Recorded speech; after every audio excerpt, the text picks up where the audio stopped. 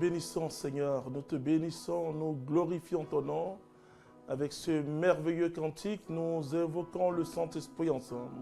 On chante.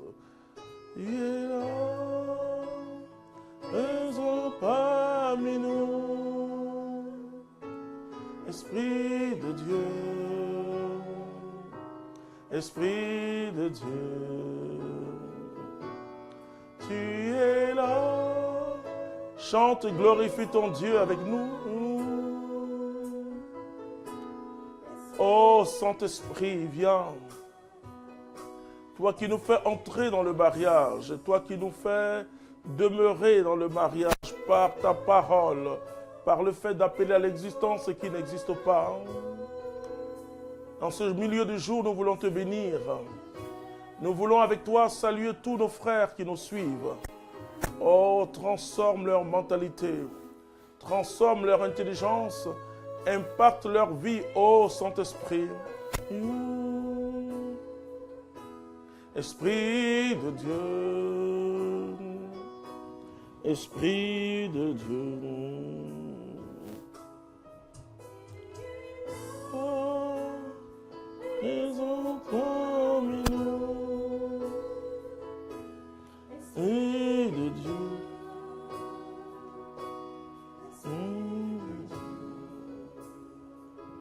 Abraham était alors un vieillard avancé en âge.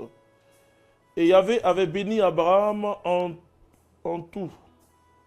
Abraham dit au plus vieux serviteur de sa maison, le régisseur de tous ses biens, « Mets ta main sous ma cuisse.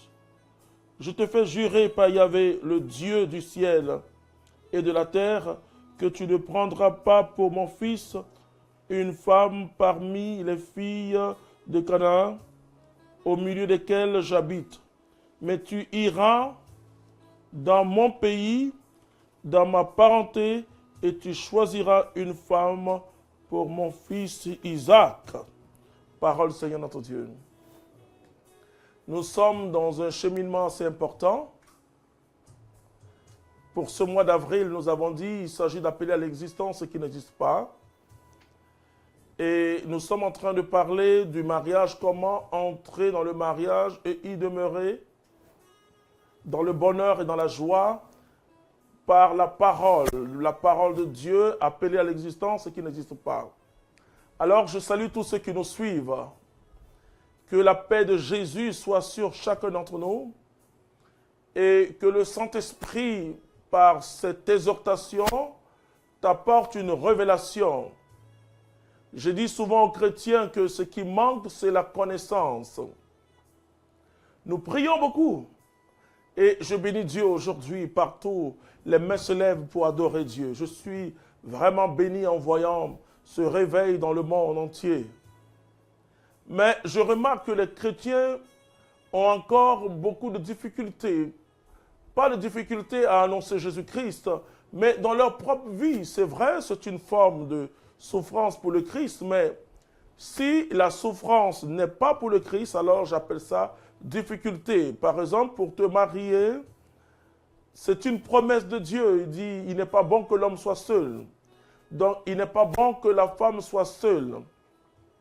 Ce texte qu'on vient de lire, Abraham ne voulait pas que son fils Isaac, son fils qu'il aime, marie une femme étrangère. Alors, qu'est-ce que une femme étrangère? Il veut dire une femme qui n'est pas enracinée dans lui, sa culture. Une femme qui ne connaît pas Dieu. Et nous voyons, frères et sœurs, comment Isaac s'est marié. Ça a été toute une preuve. Mais il a fini par se marier. Alléluia. Ce que je veux te dire, je veux te montrer comment on entre dans le mariage. En introduction, nous avons vu, et j'ai affirmé, et je l'affirme aujourd'hui, parce qu'au temps d'Abraham, il n'y avait pas la grâce de Jésus. Aujourd'hui, par Jésus-Christ, tu peux marier n'importe qui, et j'ai dit, pourvu que ce soit la volonté de Dieu, que la personne soit chrétienne ou pas. Donc je ne suis pas de ce prédicateur qui dit, il te faut forcément une femme chrétienne ou un mari chrétien. Abraham, sa parole est allée très loin puisque ce qu'il voulait dire, il voulait d'abord manifester la fidélité en Dieu. Celui qu'il ne faut pas marier, c'est celui qui invoque un autre Dieu. Or, que la personne soit protestante, qu'elle soit musulmane, elle invoque Dieu. Donc, je te dis maintenant que tu peux, par Jésus-Christ, si c'est sa volonté, si c'est la volonté de Dieu, je le dis bien, il s'agit de prier. Même si tu découvres après que cette personne, elle est dans les sciences du culte, mais je dis, celui qui est en nous est plus fort que celui qui est au dehors. Est-ce que tu m'entends? J'espère que je parle à quelqu'un, je parle à une femme, je parle à un homme. Si tu as Jésus-Christ, la Bible dit, celui qui est en nous est plus fort que celui qui est au dehors. Si Christ est en toi, et donc je reviens dessus pour dire simplement que la chose la plus importante, c'est vraiment recevoir la volonté de Dieu. Et la volonté de Dieu se manifeste quand tu te mets en genoux, quand il ne s'agit pas d'une convoitise, il ne s'agit pas d'une volonté personnelle, parce qu'on peut vouloir se marier parce que les autres sont mariés. Le mariage est une vocation, une noble, donc c'est Dieu qui conduit. Mais ce que je veux saisir, je veux dire que quand Abraham parle à son serviteur le plus fidèle, l'homme de confiance, c'est comme si nous nous adressons au Saint-Esprit. Et c'est ce serviteur-là qui va conduire Isaac vers le mariage. Alors toi, qui est en train de te conduire vers le mariage? Qui te pousse à aller au mariage? Et à partir de qui tu veux te marier? Si c'est à partir de Dieu, alors Dieu te donne un paraclet, un consolateur, un avocat, et quelqu'un qui va plaider pour toi, quelqu'un qui va travailler avec toi, quelqu'un qui va avancer avec toi pour la gloire de Jésus-Christ. Alors, si tu veux te marier, je te demande maintenant de commencer à invoquer le Saint-Esprit. Alors, c'est le Saint-Esprit qui ira, où est ton mari, où est ta femme, il ira chercher, même si ton mari, écoute-moi bien, est en Chine.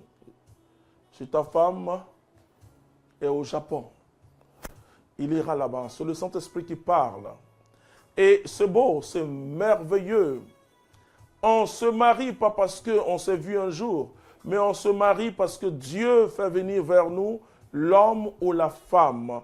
Alors quand il doit entrer, une chose importante, et c'est pourquoi je dis, ma soeur, mon frère, ne t'inquiète plus, est-ce qu'il est chrétien? Vous savez, d'autres prient. Hein? Il dit, Seigneur, envoie-moi un chrétien, quelqu'un qui prie en langue, quelqu'un qui a des charismes. Ok, c'est bon, c'est l'idéal. Mais moi, je dis, la chose la plus importante, c'est de chercher la volonté de Dieu. Cet homme qui vient vers toi, cette femme qui vient vers toi, est-ce que cette femme est attirée vers toi par le Saint-Esprit? Jésus lui-même, il dit, nul ne vient à moi si le Père ne l'attire. Donc, si nul ne vient à Jésus, si le Père ne l'attire, nul ne peut venir vers Jésus s'il n'est pas attiré par le Père. Et le Père nous attire par qui? Par le Saint-Esprit. Alors, quand tu demandes à Dieu un mari, c'est vrai, au début de ma vie spirituelle, j'enseignais beaucoup les critères aux gens. Oh là là, je disais, il faut prier. Il faut prier pour que ce soit un chrétien, une chrétienne vraiment zélée, remplie du Saint-Esprit. Mais laissez-moi vous dire, en 30 ans de ministère, j'ai tout vu. Et aujourd'hui, il y a même plus de difficultés chez les chrétiens qu'ailleurs. Nous voyons des jeunes gens, des jeunes filles zélées qui sont mariées et ça ne marche pas. Mais pourquoi? Parce que ces personnes n'ont jamais demandé si c'est la volonté de Dieu. La Bible dit quiconque croit en Jésus-Christ a la vie éternelle. Quiconque. C'est-à-dire que si cette personne, parce que la vie éternelle, c'est Jésus-Christ qui se communique, oui, qui nous communique la vie de Dieu. Et par cette vie de Dieu, nous changeons vraiment d'identité. Nous devenons une nouvelle création de Dieu et nous vivons selon le Saint-Esprit. Alors regarde toi qui es marié aujourd'hui. Au début, tu t'es bien zélé parce que tu te disais ton mari est chrétien, ta femme est chrétienne. Mais laisse-moi te dire parce que tu n'as pas demandé à Dieu la chose qui est essentielle et la chose que Jésus demandait toujours, la volonté de Dieu. Il dit, ma nourriture, c'est de faire la volonté de celui qui m'a envoyé. Et quand tu invoques le Saint-Esprit, tu lui dis, je suis une jeune fille, je suis un jeune homme, je suis un homme, une femme. Seigneur, donne-moi mon âme sœur. Tu dis au Saint-Esprit, alléluia, laisse-moi te dire qu'il ira. Il va, la Bible dit, quand l'homme marche, il pense que c'est par lui-même qu'il marche, mais c'est le souffle de Dieu qui est conduit. Depuis 30 ans, j'expérimente vraiment le souffle de Dieu. Celle que j'ai épousée, avec qui j'ai eu mes merveilleux fils et filles, n'était pas de mon milieu, on peut dire. Moi, j'étais un jeune homme et vraiment, comme on dit, un bon viveur. J'avais mes critères de go. Vous voyez, beaucoup de gens, de filles, de jeunes filles disent « Ah non, ce n'est pas mon critère, ce n'est pas mon genre. » Pose-toi toujours la question, est-ce que c'est ta volonté, Seigneur? Et c'est pourquoi j'enseigne dans le cheminement la chasteté, parce que la chasteté permet de savoir si c'est la volonté de Dieu. Il ne faut pas qu'il y ait une passion charnelle qui vient, même si on s'aime parfois à partir d'un critère humain. Mais le critère humain est très faible. Ça peut disparaître. Et ce qui ne disparaîtra jamais, c'est Dieu, sa volonté. Est-ce que cet homme qui vient vers toi, cette fille qui vient vers toi, est-ce que c'est Dieu qui l'amène? Voilà. Et quand ce n'est pas Dieu, cela ne signifie pas que Dieu n'aime pas cette personne. Mais Dieu t'envoie celui qui te correspond. Quand Adam a vu Ève, il a dit « Ah, cette fois-ci ». Ah, cette fois-ci, parce que Adam a regardé les autres êtres, les autres animaux. Mais il dit, cette fois-ci, voici l'os de mes os et la chair de ma chair. On l'appellera femme. Alléluia. Alors, le Saint-Esprit ira comme ce serviteur d'Abraham qui est allé, et je vais lire la suite du texte, c'est formidable.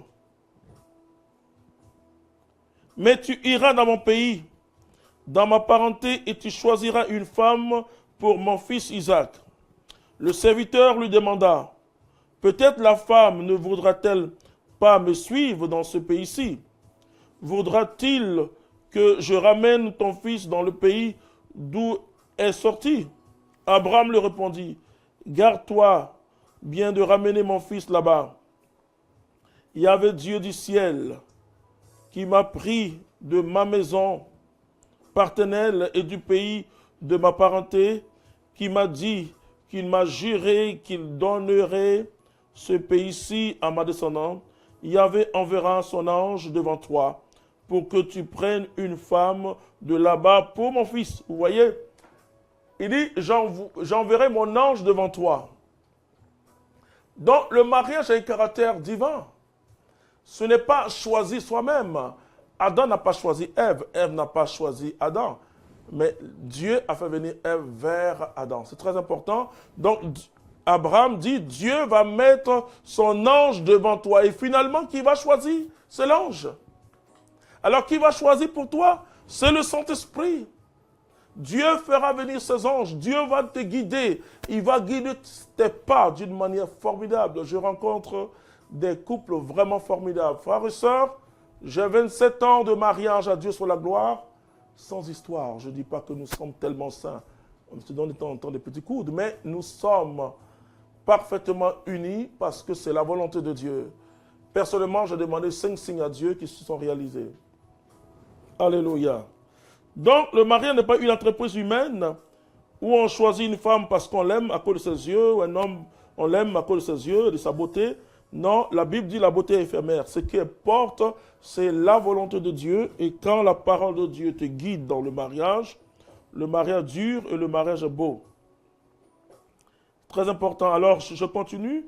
Le serviteur mit sa main sous la cuisse de son maître Abraham et lui prêta serment pour cette affaire, parce que c'est une affaire importante.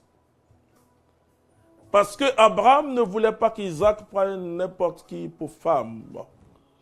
Et alors il a placé l'ange devant, Dieu a placé l'ange devant le serviteur. Alors, il fit engenouer les chameaux en dehors de la ville, près du puits, à l'heure du soir, à l'heure où les femmes sortent pour puiser. Écoutez comment le choix se fait. Il dit, il y avait Dieu de mon maître Abraham. C'est très important parce que ce serviteur savait que Abraham avait une alliance avec Dieu. Alors, Lui-même, il peut invoquer Dieu, mais il préfère dire... Alors, beaucoup de gens disent, pourquoi vous passez par l'intercession de Marie, de tel saint? Regardez ce que cet homme dit.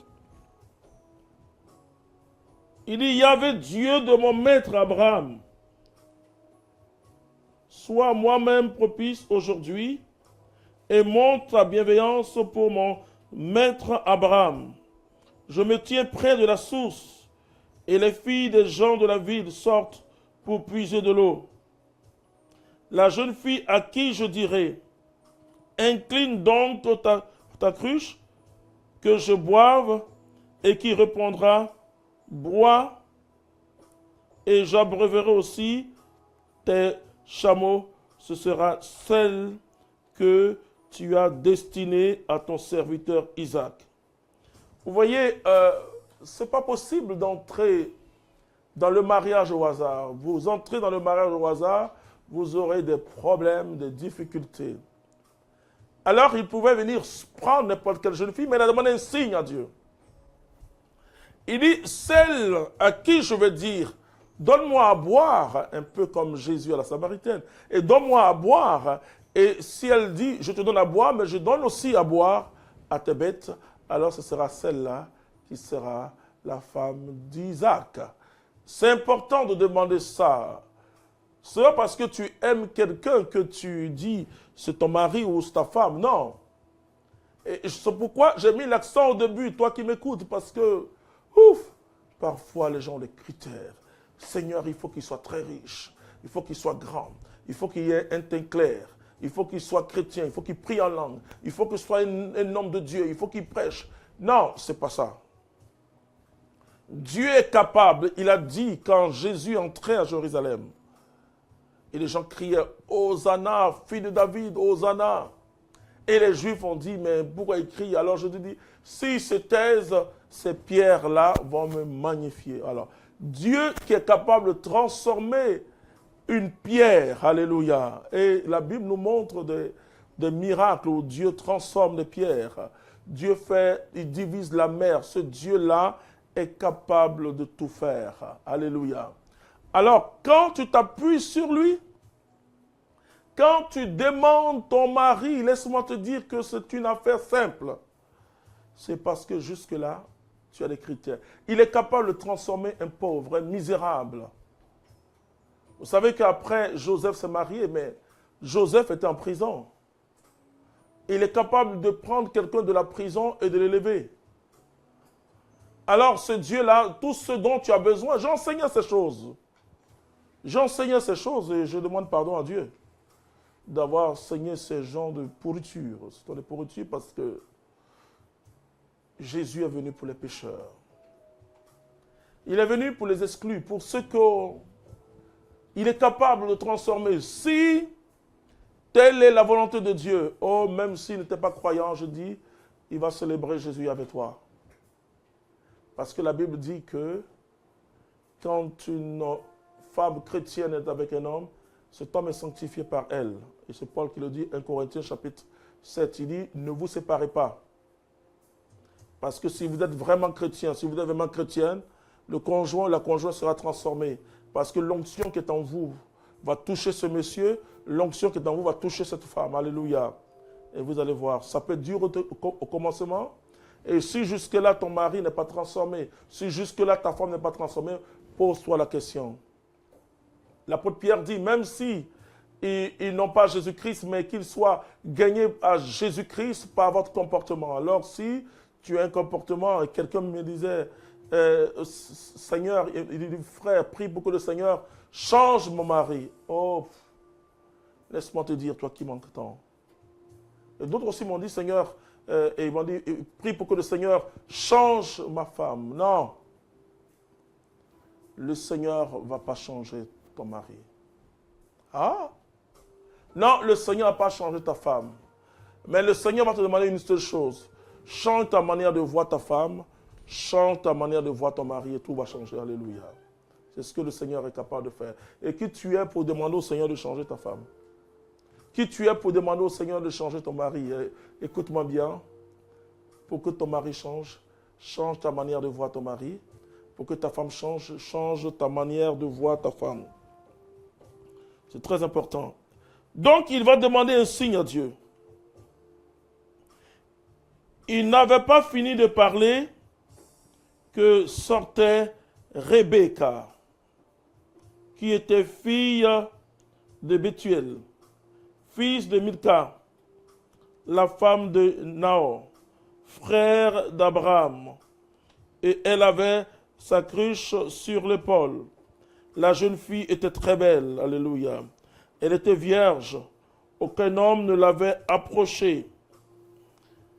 Elle descendit à la source, emplit sa cruche et remonta.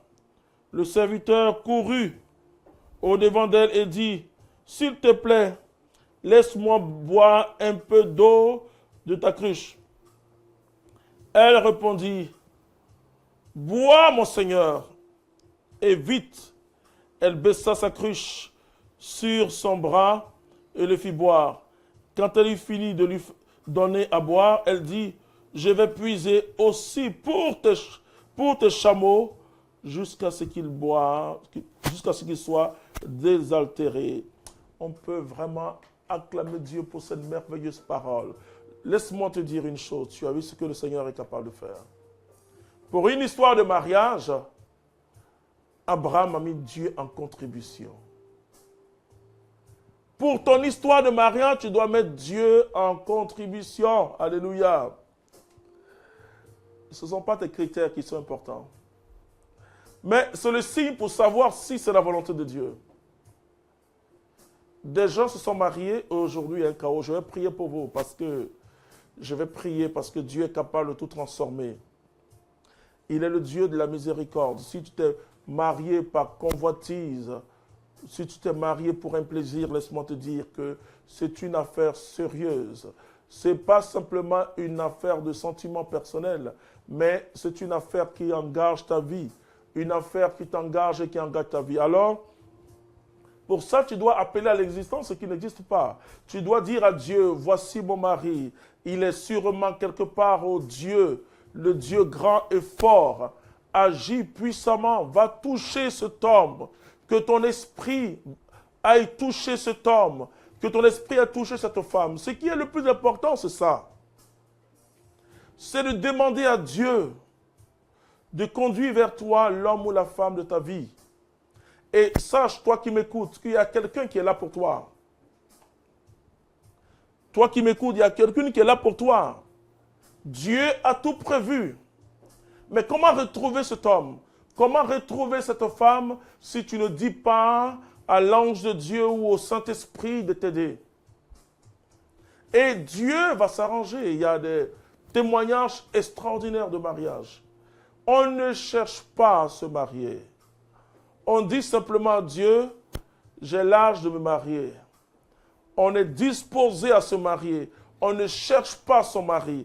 On ne cherche pas sa femme. On dit au Seigneur, je crois que le temps pour moi, le mariage est arrivé. Dieu si grand et si fort.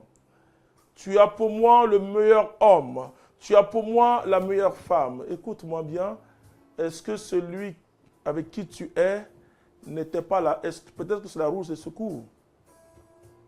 Mais Dieu a la possibilité de le transformer en la roue principale pour toi, à cause de son amour pour toi. La Bible dit, mon peuple périt par manque de connaissances. Mais pour cela, il faut revenir au mariage. Qu'est-ce que Dieu veut? Est-ce que le mariage, c'est pour simplement dire à quelqu'un, je suis marié? Alors toi qui es dans le mariage, comment demeurer? On voit des gens parfois qui commencent bien dans le mariage, et puis après, ça ne va pas. Oui, ça ne va pas parce que qu'est-ce que le diable te montre? Il te montre que les défauts de ta femme. Il te montre que les défauts de ton mari. Alors tu dois appeler à l'existence ce qui n'existe pas. Tu dois bénir Dieu pour cet homme qu'il t'a donné. Tu dois bénir Dieu pour cette femme qu'il t'a donnée. Tu vas voir, c'est sûr, que pendant le temps des fiançailles, on ne voit rien. Hein? Vous savez, parce qu'on est là patient. Hein? Je dis souvent, les fiancés rêvent. Vous savez comment les fiancés font? Les fiancés rêvent et les mariés méditent. Vous savez, les mariés sont assis sur le lit et puis ils méditent. Et les fiancés sont quelque part. Oh, le mariage est si beau et si grand. Bon.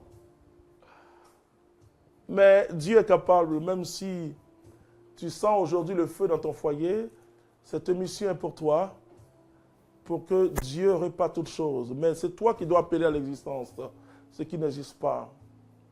Qu'est-ce que tu veux que ta femme ait? Et comme je le dis, tu commences toujours par dire, Seigneur, change mon regard sur mon mari. Change mon regard sur ma femme. C'est quelque chose de très important. Parce que de votre mariage va sortir des enfants viendront. Mais les premiers témoins de la miséricorde de Dieu que les enfants verront, c'est vous. Et si ça ne va pas, si entre vous c'est le feu, alors ces enfants vont se marier un jour, ils auront aussi le feu dans leur foyer. Est-ce que tu comprends ta responsabilité, femme? Est-ce que tu comprends ta responsabilité, homme? Et c'est pourquoi c'est très sérieux pour l'humanité. L'éducation que nous allons donner, parce que la meilleure éducation, c'est le témoignage. Si les enfants voient toujours papa et maman en joie, ils seront des enfants de joie, mais s'ils voient papa et maman toujours en train de faire des histoires, oui, c'est vrai, ce sera désastreux parce que le monde a besoin aujourd'hui de voir les chrétiens. Par les chrétiens, on voit le visage de Jésus. Tu as besoin, mon frère, ma soeur, d'aller maintenant en profondeur, toi qui n'es pas marié. Ce n'est pas un drame. Ce qui est un drame, c'est de faire un faux mariage. Alors tu dois prier le Saint-Esprit. Et tu dois être patient, tu dois être patient. Regardez ce qui va se faire. C'est-à-dire que Isaac est quelque part, simplement assis là. Et Dieu fait tout pour lui. Et le serviteur va, et le serviteur suit les consignes de son maître, Abraham, et entre dans la prophétie. Et Rebecca, qui est une femme extraordinaire, sera la femme d'Isaac. Mon frère, ma soeur, je te dis que tout peut changer. Tout peut changer pour toi. Ta conception du mariage jusque-là, vous savez, les mariés sont tellement complexés et ils pensent parfois que seuls ceux qui sont célibataires peuvent annoncer Jésus-Christ. Alors, eux, qu'est-ce qu'ils font? On leur dit souvent, écoute, travaillez, ayez l'argent, faites des enfants, c'est à votre vie. Ce n'est pas vrai. Le premier pape de l'Église était non marié, il s'appelle Pierre. S'il y avait eu des histoires entre lui et sa femme, ce serait un témoignage dans l'Écriture, un contre-témoignage, je le dirais. C'est possible de vivre une vie de mariage. Je suis là, pas pour te dire que je suis meilleur, mais je me suis laissé guider par le Saint-Esprit. Je vis une vie d'homme marié, heureux et paisible. Et c'est possible en choisissant Jésus-Christ comme ton sauveur et ton Seigneur. Le mariage n'est pas une histoire de sexe. Ce n'est pas pour satisfaire un besoin naturel, mais c'est parce que Dieu veut une humanité renouvelée. Alors, qu'est-ce que Dieu fait? Il passe par toi, il passe par moi, toi qui es marié. Tout à l'heure, je vais prier pour vous. Nous allons appeler à l'existence. Mais je dis, au moment où je vais prier, toi qui n'es pas encore marié, je dis c'est une chance pour toi. Parce que tu peux te tromper. Toi qui n'es pas encore marié, tu dois commencer à appeler à l'existence ce qui n'existe pas.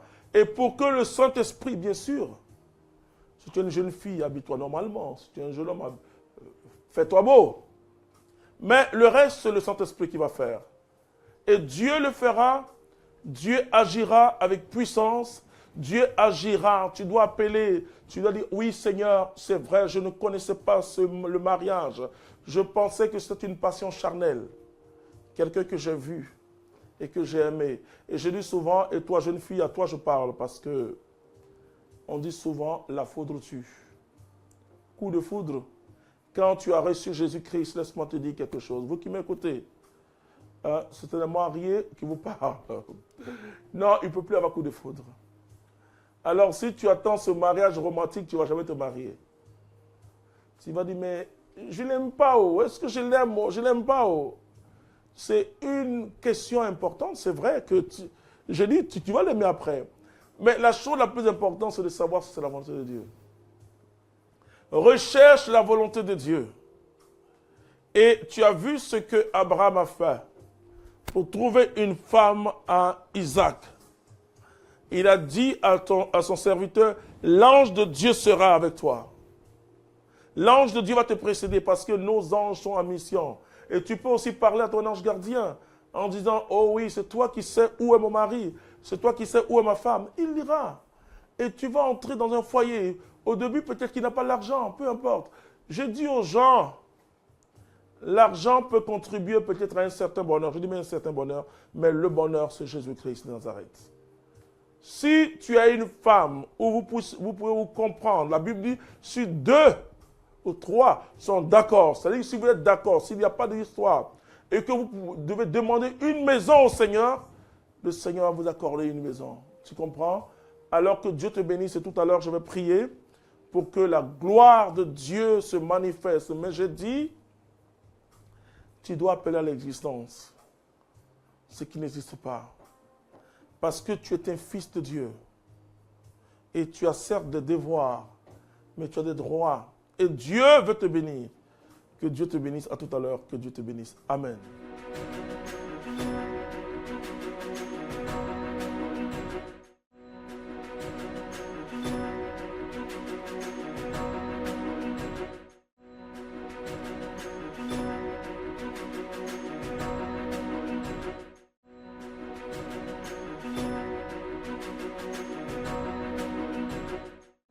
La communauté catholique Mère du Divin Amour organise le séminaire des vainqueurs, deuxième édition dénommée David contre Goliath à l'hôtel Belle-Côte. Les samedis 21 et dimanche 22 avril 2018 de 8h à 18h. Thème: David frappa et le chien tomba face contre terre. Prédicateur: frère Jean-Emmanuel Clément Akobé. Inscription: maison mère de la communauté. Contact: 22 49 08 97 41 02 99. Viens t'armer de la force du Seigneur et vaincre le Goliath de ta vie.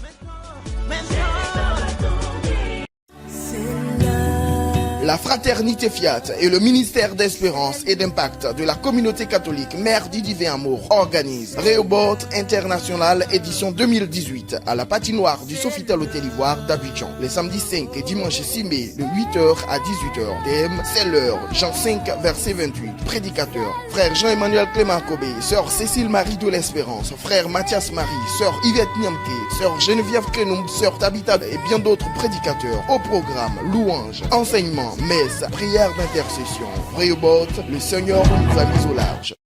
Cénacle des Nations 2018, organisé par la communauté catholique Mère du Divin Amour, du jeudi 10 au samedi 19 mai 2018, à la cathédrale Saint-Paul d'Abidjan, de 17h à 21h. Thème: avec l'Esprit Saint, vivons de partage et de solidarité. Prédicateur: frère Jean-Emmanuel Clément Akobé, les pères Éric Norbert Abécan, Jean-Michel Tour, Jules Colli, Obé Aguessi et bien d'autres hommes et femmes de Dieu. Programme: louanges, enseignements, messe, le Cénacle des Nations, susciter une nouvelle génération de serviteurs et de servantes de Dieu.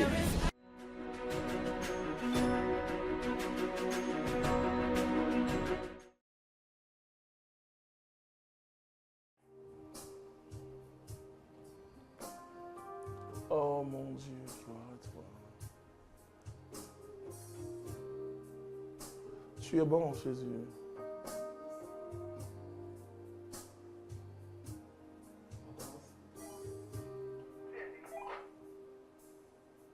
Tu es grand, Jésus. Alléluia. Il est bon pour toi, il est bon pour moi. Il est le Sauveur, le Seigneur.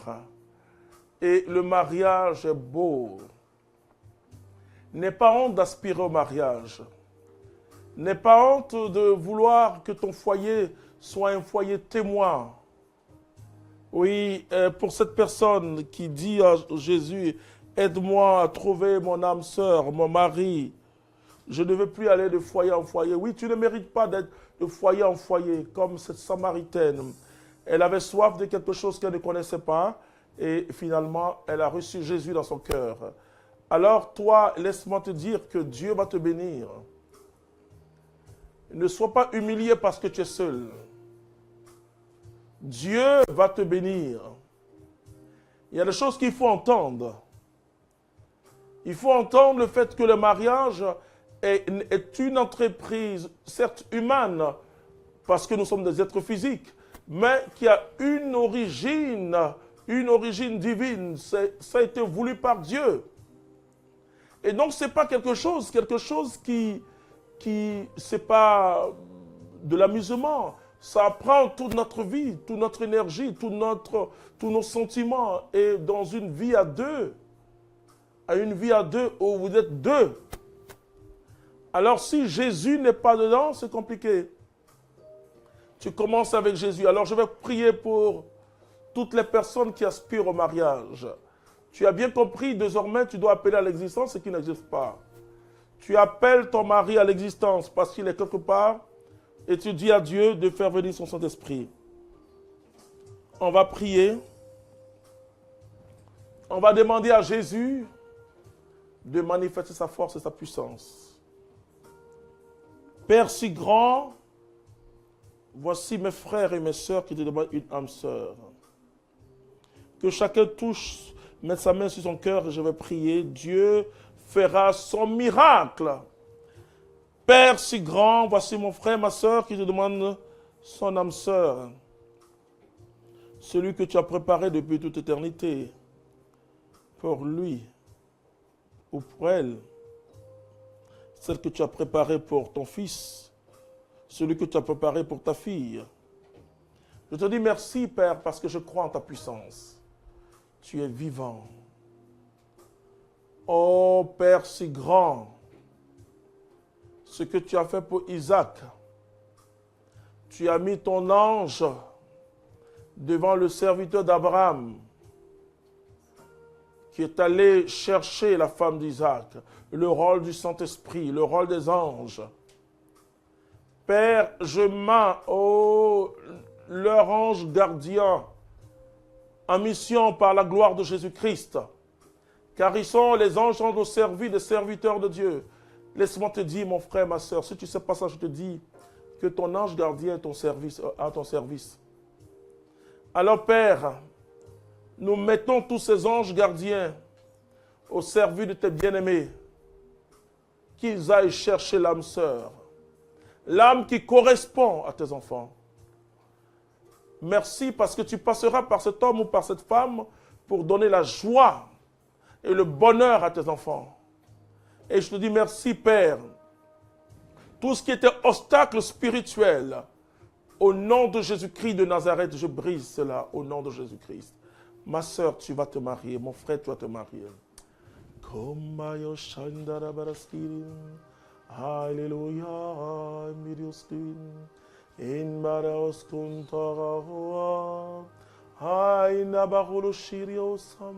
Seigneur, là où se trouve l'homme de la vie de ma sœur, là où se trouve la femme de la vie de mon frère, oh Dieu, par ton Saint-Esprit que j'invoque,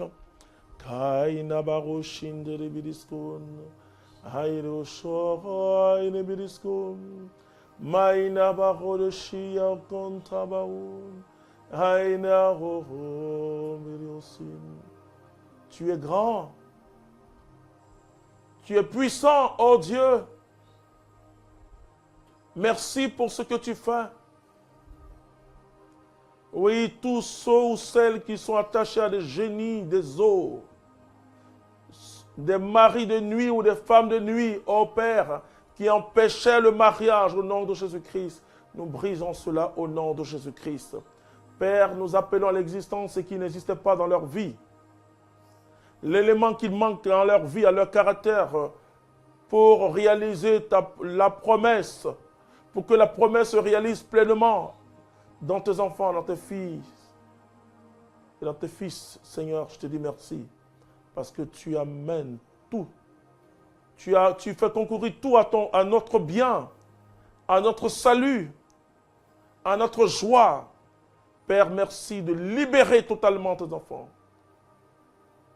Qu'ils puissent entrer désormais dans le mariage, que toutes les malédictions ancestrales dues aux pratiques idolâtriques de leur famille, au Père, j'annonce une ère nouvelle par Jésus-Christ de Nazareth, une ère de bonheur. Tes enfants sont passés par l'humiliation. Oh Dieu, l'heure est arrivée. C'est l'heure de la gloire de Dieu maintenant dans leur vie. Père, merci pour ce que tu fais. Amen. Je vais prier pour ceux qui sont dans le foyer. Non, moi je crois au mariage. C'est vrai, même si tu n'avais pas demandé la volonté de Dieu, Tu as vu une jeune fille, tu as vu un jeune homme, vous vous êtes aimés, bon.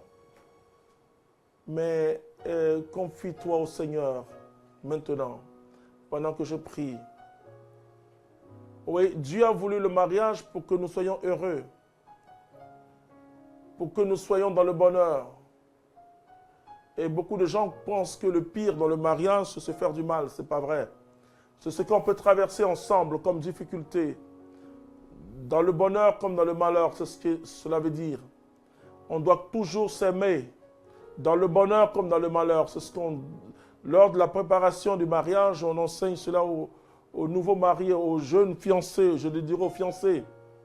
Mais ce n'est pas pour que tu fasses du mal à ta femme. C'est pour que tu fasses du mal à ton mari. Alors, si cela arrivait, c'est parce que tu t'es laissé avoir. Et le malin est entré dans votre mariage parce que vous avez vu désormais que des défauts. Tu as oublié que tu as aimé cet homme, tu as oublié que tu as aimé cette femme. Et le diable te fait voir que les défauts. Le diable ne nous montre jamais les qualités des hommes et des femmes. Il te montre toujours les défauts. Et alors tu dis, je regrette. Oui, c'est l'échec. Mais tout est capable. Dieu est capable plutôt de tout renouveler. Et tu vas ressentir cette fraîcheur du début. Alors qu'actuellement, cet homme t'énerve. Actuellement, cette femme t'énerve. Mais tu vas ressentir par cette prière maintenant la fraîcheur du début. Et pour ceux qui vivent un mariage heureux, je bénis le Seigneur pour que cet amour soit encore renforcé. Et je vais prier pour vous. Notre Père qui est dans les cieux, je veux te dire merci. À toi la louange, à toi la gloire. Merci pour ce que tu fais par le nom de Jésus. Pierre était marié, ô Dieu, tu as sanctifié le mariage par le sacrement, en élevant l'amour d'un homme et une femme qui décident de vivre ensemble. Tu l'as élevé au-dessus de tout. Tu l'as élevé, Père, et Paul dira que ce mystère concerne le Christ et l'Église. Tu as sanctifié le mariage par le sacrement, et par le sacrement que tu nous donnes, Père, tu fais de nous des modèles pour une humanité renouvelée dans le Saint-Esprit. Merci de combler tes enfants. Merci de les bénir, ô Dieu. Accorde joie, accorde une grande paix à tes enfants. Et je casse tout ce que le diable a sémé dans le champ du mariage. L'ivraie qu'il a mis, oh Dieu, nous déterrons cet ivraie et nous brûlons cela au nom de Jésus-Christ. Nous brûlons totalement ces herbes sauvages qui ont poussé dans le cœur de ces mariés. Père, rétablis leur cœur dans une virginité extraordinaire. Père, merci pour tout ce que tu fais. Et je te dis merci parce que je sais que tous ceux qui nous suivent sont bénis. Mon frère, ma soeur, Jésus t'aime. Et sache que les choses iront parfaitement parce que Dieu t'aime. Sache que tu n'es pas une femme seule, tu n'es pas un homme seul. Jésus chemine avec toi. Mais laisse Jésus faire. Laisse Jésus faire. Quand tu rencontres quelqu'un, pose-toi la question, Seigneur, est-ce lui? Est-ce lui? Et le Seigneur te donnera des signes. Alors Dieu te bénira puissamment. Parce que quand on entre dans le plan de Dieu, on est béni. Il y a 30 ans, je suis entré dans le plan de Dieu. Je suis l'homme le plus heureux du monde. Je sais que toi aussi tu es heureux et que tu es heureuse. Parce que j'aime Jésus. Et dans le mariage, il faut aimer Jésus plus que ta femme, plus que ton mari. Si tu n'aimes pas Jésus et que tu t'attaches simplement à ta femme, c'est déjà bien. À ton mari, c'est déjà bien. Mais quand la tempête viendra, tu n'auras pas assez de force. Mais si tu t'attaches à Jésus, tu vas aimer ta femme. Ma fidélité à ma femme, c'est parce que je suis fidèle à Jésus-Christ de Nazareth. Mon amour pour ma femme, c'est parce que j'aime Jésus. Et Jésus, il rend cet amour qui est à moi. Il donne à cet amour aussi une dimension humaine.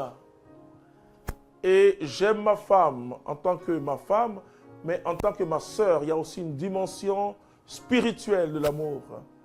Alors, si tu n'as pas Jésus, tu n'as que la dimension humaine de l'amour.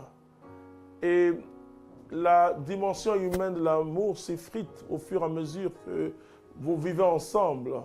Vous voyez les défauts, les paroles méchantes, et finalement vous vivez comme des adversaires, comme un parti au pouvoir et des opposants, comme on le voit en Afrique malheureusement. Non, mais quand vous avez Jésus, vous êtes différents certes. L'autre enrichit l'autre, les uns enrichissent les autres, mais vous constituez un corps fort et vous pouvez avancer. Quand il y a un enfant, un problème, vous pouvez vous mettre en genoux. Jésus a dit, si deux se mettent en genoux, s'ils croient, s'ils sont d'accord pour demander quoi que ce soit à mon Père, en mon nom, mon Père leur accordera. Alors que Dieu te bénisse, que Dieu transforme ta vie. Et à mardi prochain, pour poursuivre cet enseignement important. Je t'aime et Jésus t'aime plus que moi. Alléluia. Amen.